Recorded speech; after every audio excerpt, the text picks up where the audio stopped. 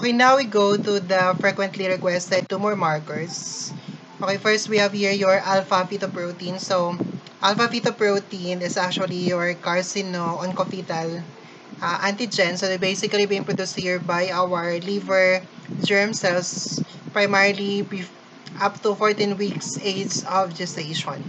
If the level of your alpha fetoprotein here is more than or elevated, even beyond your 14 weeks age of gestation, it will signify here your neural tube defects that may be related here to your spina bifida, and we have also your anencephalopathy. Related to your germ cell tumor here, so we have classification. We have your seminomatous tumor. It's a type tumor that is formed directly from your layer of your germ cells. Another one, we have your non-cinematous. So this is differentiation here from differentiation to your embryonal carcinoma, choriocarcinoma, teratoma, and we have also your yolk sac tumor. To differentiate the two, we have here your alpha fetoprotein level and human chorionic gonadotropin as your parameters. In the case of your yolk sac tumor, it will have here increase in the alpha fetoprotein only but not in your human chorionic gonadotropin. This is your non-cinematous. This is your non-cinematous. In the case of your seminomatous tumor, what is increased here only would be your human chorionic gonadotropin but not your alpha fetoprotein. Okay, another tumor markers, we have the CA125. So we use this one to diagnose the patient with ovarian cancer. They've also increased here related to your endometrial, fallopian tube, or even your endocervix cancer. Another one, we have here the carcinoembryonic antigens used here to diagnose patient with colon cancer. So it's also associated here with increased level, could also be seen in the following conditions. So we have here the breast carcinoma, lung carcinoma, even your ovary, and your gastrointestinal tract. Okay, another one, we have here the beta-human chorionic gonadotropin. So this is the hormone produced here by the placenta during the pregnancy to maintain your corpus luteum. So basically, human chorionic gonadotropin will be increased in the pregnancy. But if the patient is non-pregnant, so your beta-human chorionic gonadotropin will be increased if the patient is female, related to your choriocarcinoma, related to your trophoblastic carcinoma, or even to your H mode.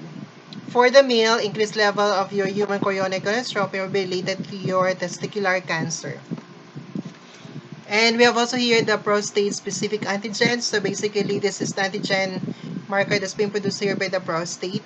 The level of your prostate-specific antigen is correlated with the size of your prostate gland as to the enlargement.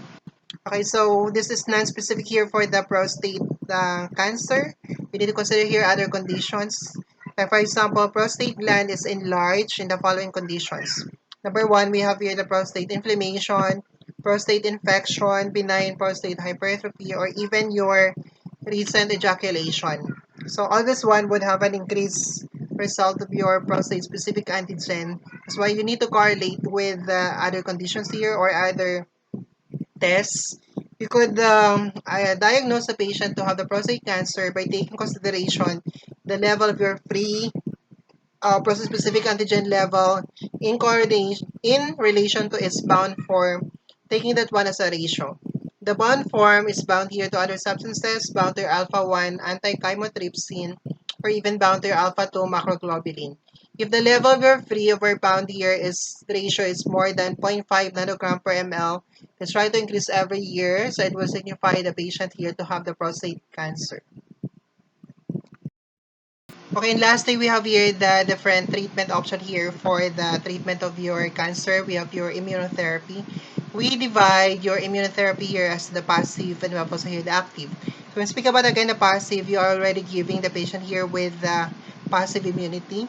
So you give, for example, here the antibody already or the cytokines that would help here the patients to help the patient's immune system here to fight with your cancer. For the active one, so you give something here for the patients, and it's up to the patient to be stimulated. So sila ang gagawa ng kanilang sariling antibody. So dito ay bibigyan mo na sila ng kanilang sariling antibody. So for the active, you can give here the adjuvants. So you can give here, for example, the BCG. your basicalmetgerine for the treatment of your superficial bladder cancer. Another one, you could also give stimulatory cytokines that help here the body of the patients to stimulate its immune response. Of course, the vaccine. So you are giving already, when speak about the vaccine, you are giving the antigen. And again, it's up to their body to produce an antibody out of that one. So in your PowerPoint, in our discussion, there's a table for the different cancer vaccines. So kindly try to go through with that. Okay, so thank you for listening. So that will be the end of this discussion.